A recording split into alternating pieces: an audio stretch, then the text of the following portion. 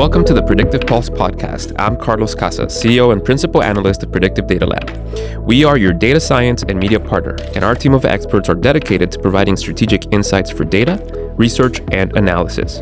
Our podcast explores the world of data and marketing analytics, helping you stay ahead of the curve. Join us on this journey to tap into tomorrow's insights today. Remember to subscribe so you don't miss any episodes as we embark on this data-driven adventure together.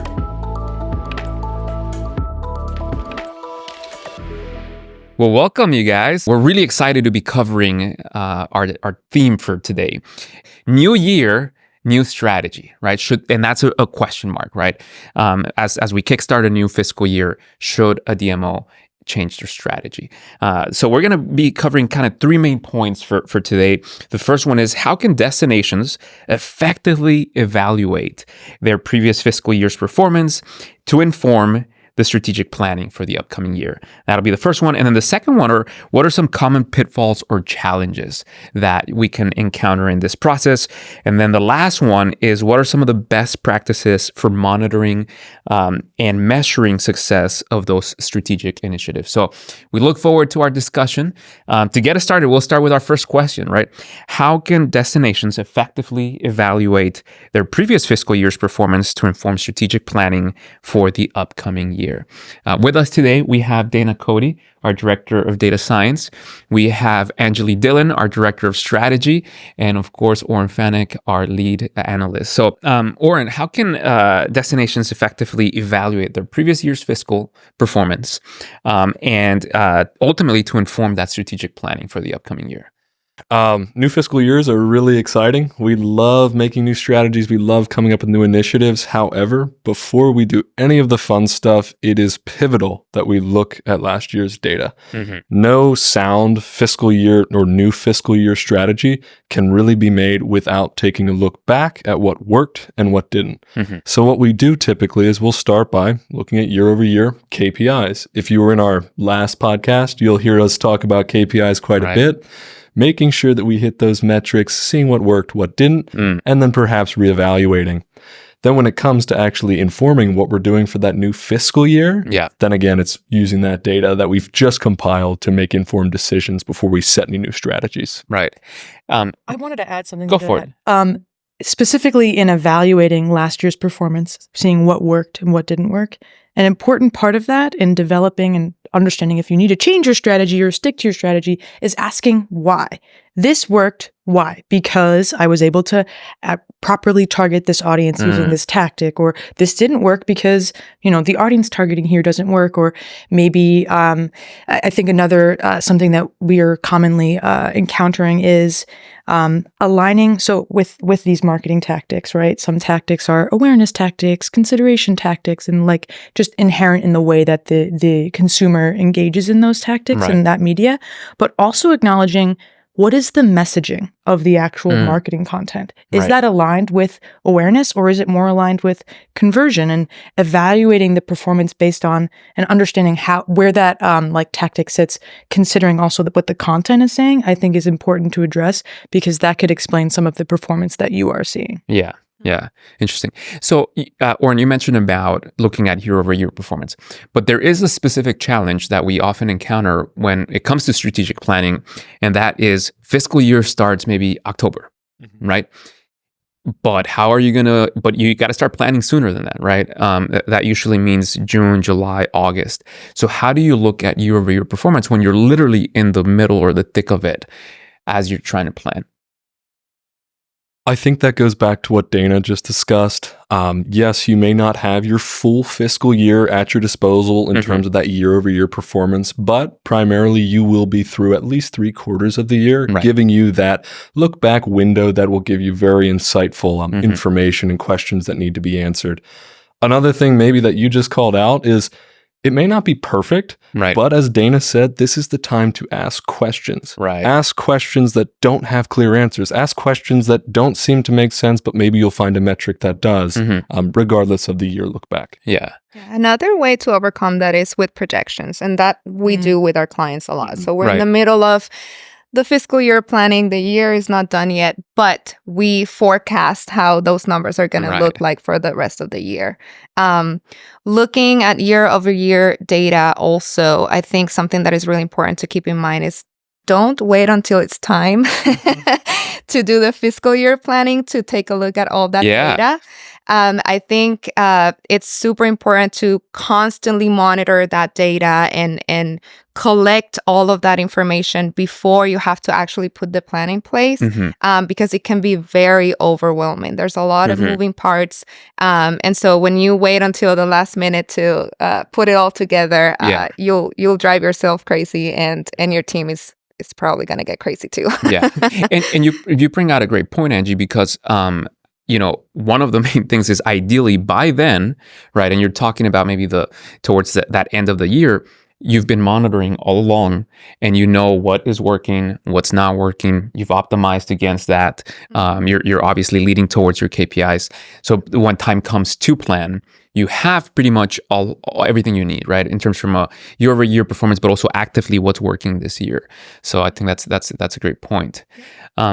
So now let's talk a little bit about the pitfalls, right? Because there's so many when it comes to strategic planning, and we want to make sure that when you develop a plan, your strategy is absolutely one of the most important things. So what are some of the pitfalls that many destinations encounter? You want to start with that, Angie? Yeah, I can think about a few, but one that comes to mind is I think destinations should really focus on understanding themselves and what makes the destination unique, because one of the things that tends to happen is that they look at their competitors and they try to copy what their competitors are doing, and it's a trap, because we don't know if what they're doing is a test. We don't know if what they're doing is working. We don't know if they're probably looking at your destination trying to copy you to do the same thing. So I think having an eye on your competitors and see what they're doing, it's important. You should always be aware of those things. But from there to copy exactly everything that they're doing, with no data behind it or with no research or anything to back up what you're doing, can be detrimental to your fiscal year planning and to the results that you're ultimately going to get. Yeah, very good point. What do you think, Carlos? I think it's from a pitfalls perspective, one of the things that can happen is you get too comfortable with your objectives, right? Or with your the metrics that you're measuring. Now, we talked about in our last session about KPIs. I think it's really important to always assess, is this still the right objective that I'm trying to achieve? And if it is, you want to make sure that from a strategic basis, you're really assessing, am I measuring the right things? Is this really moving me towards my goal? And if it's not, to be able to say, we need to change. We need to change. Be brave or bold enough to do that, right? Because sometimes we can get too comfortable. You just dust up the old plan you did last year and say, okay, well, it was working really well. Let's keep doing it. But things change. Things change all the time, and we want to make sure that we can counteract that really effectively from that. So I think that's a big pitfall that clients can fall into quite easily, especially if you're not communicating with the leadership, right? Leadership might be thinking one thing and they're trying to do all these really cool things, but then from there down to either the agency or the marketing team, etc., that knowledge gap can sometimes not go through, right? And it can create a lot of barriers that you don't even realize you have, because no one's really communicated all those things. So. Yeah. I think it's really interesting because I think especially with the layer between, like the board and the people who are actually like kind of thinking more about this, there's this like idea behind changing your mind where if you change your mind, then that means you were wrong before. Right. Yeah. And that like, okay, so then were you wrong? So then like that kind of reveals a little bit of vulnerability there, but it makes me think of, I love this. I'm not going to be able to remember the entire quote, but there's this famous quote from John Maynard Keynes, the famous British economist, where he was in a Senate hearing, or maybe not Parliament hearing, I don't know. And they are absolutely railing him and saying, you change your mind all of the time. Why? Like, he was so famous for changing his mind. He would get into arguments with Winston Churchill, and then Winston Churchill would call him and say, like, I'm finally coming around. I think you're right. And Keynes would be like, yeah, I changed my mind. But he was in a hearing, and he says, when I am presented with new information, I use that new information to change my idea of the actual concept. And that's the idea here, is that when you are presented with new information, you should be changing your mind. You should be changing your strategy if you see something that shatters what you previously thought. But it is a vulnerable thing to deal with, especially because the politics of it all. We had a great example of exactly what you're talking about with a destination that we work with recently in their fiscal year planning. One of the KPIs that they always focused on was they were really focused on just driving a high occupancy number to work against their competitors. After a very intensive fiscal year planning where we asked lots of tough questions, where we assessed our KPIs and figured what was actually driving that destination's effectiveness, we found that we could really move the needle if we switched our focus from just providing that occupancy number to actually driving a higher average ADR for the users that come and stay at that destination to influence RevPAR. Did we fail in terms of changing that KPI? Absolutely not. What were the results of that client's, experiment in changing their fiscal year planning? We've seen hot tax collections. We've seen star reports that have surpassed their competitors and last year's numbers. So it took some bravery in terms of, this just isn't working. Let's figure out a better way to do it. But the results were satisfactory. And just for those maybe that don't understand all the acronyms we just used there, Oren, can you simplify that a little bit? Absolutely. Just for a hotel destination in general, some of the main things that they were focused on were hotel metrics. So when I say hot tax, that's our hotel occupancy tax. It's basically how much a hotel collects from the people that are staying there. If you have a good month, your hot tax should be up. If you have a bad month in terms of people coming to your hotels, your hot tax should be down. So we use that to gauge hotel health. Then that RevPAR, that is actually going to be the sum of your or the product of your occupancy times your ADR. Occupancy, hotel number, how many people are staying at your hotel. ADR, average daily rate. How much are they spending on average per day at your hotel? RevPAR was used instead of occupancy because we found that, yes, maybe we can drive extremely high occupancy numbers. We have tons of people staying at the hotel, but they're not paying that much and they're not staying that long.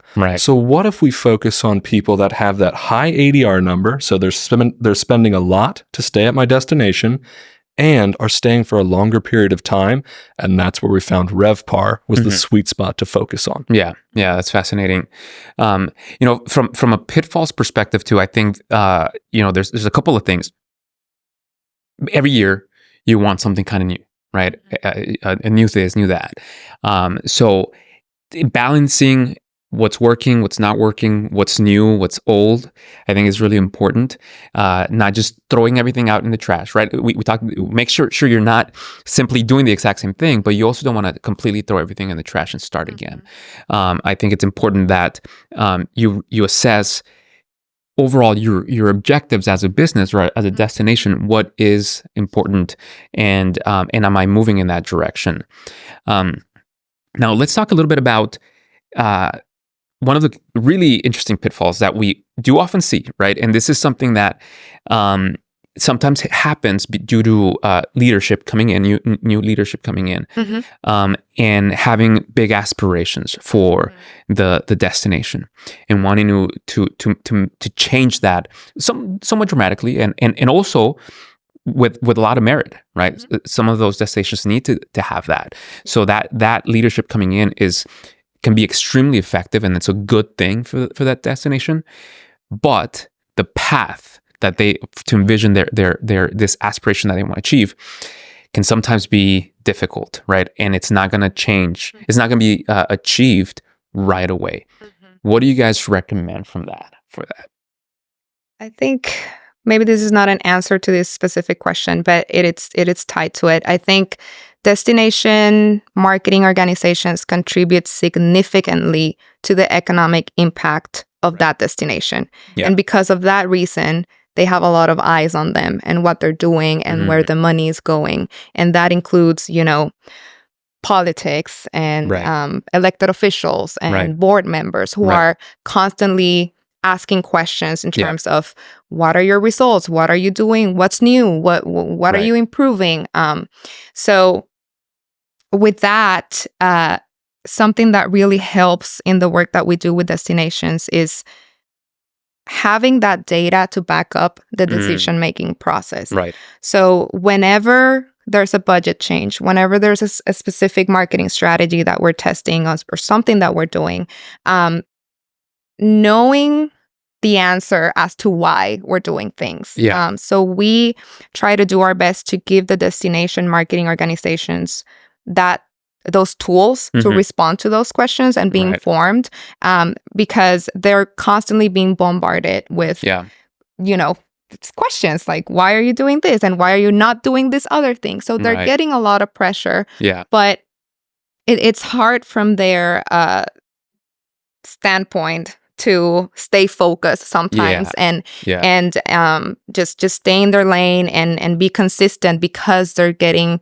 pulled in all these directions. So what we do with destinations is try to keep them centered and give them the tools that they need so they can respond to all these questions and give a response that makes sense as to why we're doing what we're doing. Yeah. And to add to that, I think it's maintaining the right center, right? Like making sure that you're centered correctly, aligned with that leadership, right? Because one of the main things that you want to achieve is as new leadership comes in or someone is trying to ultimately change the view or the design of the destination, that's going to take time. But as you said, if you're centered and you're looking at the right data to help support, validate the strategy you have, or change, optimize the strategy so that you can continue to move in that direction is extremely important. Yeah. Carlos, what are some ways that people can check if they're centered in terms of planning, looking at their data, not relying on outside influences too hard? Yeah, that's a great question. I think one of the easiest ways for a destination to do this, but it's difficult at the same time, is just getting the right people in the room, right? And just kind of shutting down the phones, so to speak, and shutting the noise and really understanding, what are we trying to achieve here? What is our ultimate goal? What does our 10-year vision look like? Our 5-year vision? And how are we going to get there, right? It's kind of like a chess game. Can we be strategic this year to achieve this thing? And then the following year, achieve that thing as we move in that direction? I think that's an important factor. And it's just getting the right people, right, in the room, and then getting that buy-in to say, yes, we're all going to support that, from the marketing agency to the creative team, the media team, etc. Making sure everyone is aligned to achieve that objective, right? And then you become a die or ride type of thing, right, where you're focused heavily on that. And as the noise comes in, because it will, like Angie's point, there's a lot of pressure. Making sure that we can say, wait a second, guys, do we really need to make that? Do we really need to change that? Or is that going to pull us too far from our center, right? And even acting as that voice, that authority, right? Sometimes that's not an easy conversation to have, but as Angie mentioned, if you have the data to support it, it's not you saying it, it's the quality and the data metrics mentioning it. Yeah, and you mentioned the long-term aspect of it, and I think that's another challenge.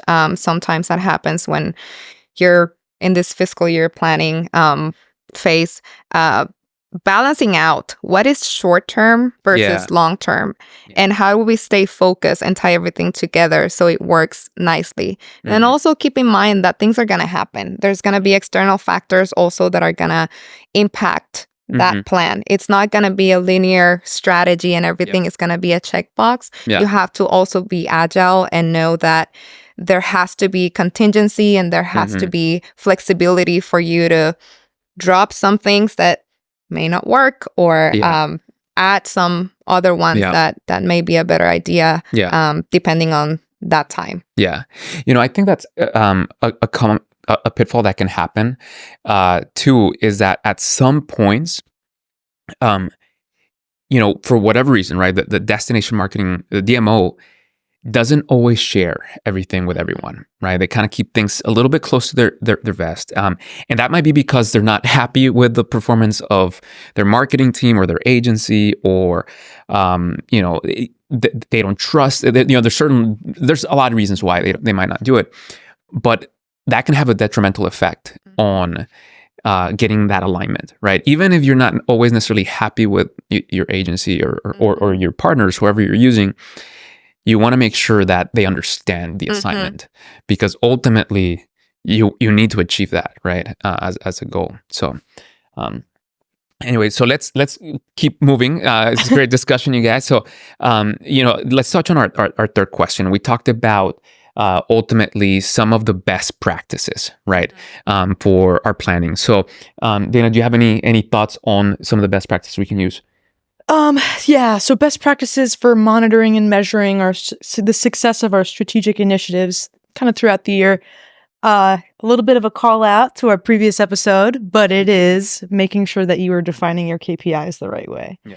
And making sure that your KPIs are ultimately like anchored to what your goal is, to what your strategic initiative is, to ultimately achieve the goal that you set. Yeah. It can be, I think of something that Jeb says a bunch of times, that it feels like sometimes like herding cats. Yeah. The fact that sometimes like a client will want to, let's switch to this KPI, and like they're super excited about it, and this is a great thing, this is going to solve all our problems, and you have to rain on their parade. And it doesn't feel good, but you need to kind of be the bad guy not the bad guy, but you need to be that centered force. Yeah, exactly. You need to be able to point out the flaws in the things that they're saying, right, and not just be a yes man, because that's not the way to actually achieve your goals. You need to be the realistic voice in the room. You're not raining on their parade. You're reminding them to check the weather. Yeah, that's great. Yeah, it's a great thought. What about you, Oren? What are your thoughts on that? I have two thoughts on best practices for fiscal year planning and executing on it. I would say my first one is communication, and my second one is data literacy. When it comes to communication, like you touched on, we have short and long-term goals. Long-term goals take a while to be realized. If you're not clearly communicating throughout the year, people get antsy with long-term goals. Well, we're not seeing results. Well, why aren't we there yet? Clear communication on goals that are spanning at least the full fiscal year or longer need to be rigorously enforced every single time you're doing your big report. Here's the process that we did to take steps towards that goal. Right. Yes, we're not there yet, but we are taking concerted efforts to get there. And then secondly, just data literacy. When you're going to monitor all the KPIs you just built, all the exciting new initiatives you just kicked off, all the media you just had built, how are you going to monitor that effectively if you don't know where your data is coming from, how your data is being, worked with, where you're pulling your analyses from? So making sure that your structures are in place to ingest that data, making sure that you have your reporting built out, bulletproof for that data. And then again, making sure your team has that literacy to say, here's all my clean data. It's nicely presented. What does it mean? How are we doing? And how should we change if needed? Yeah. What about you, Angie? So the topic is new fiscal year, new strategy, ? And I think the answer to that question is it shouldn't always be a brand new strategy. Ideally, what should happen is that your destination has a 5-year, 10-year, 15-year plan, and then the strategy is just pushing that plan slowly every year.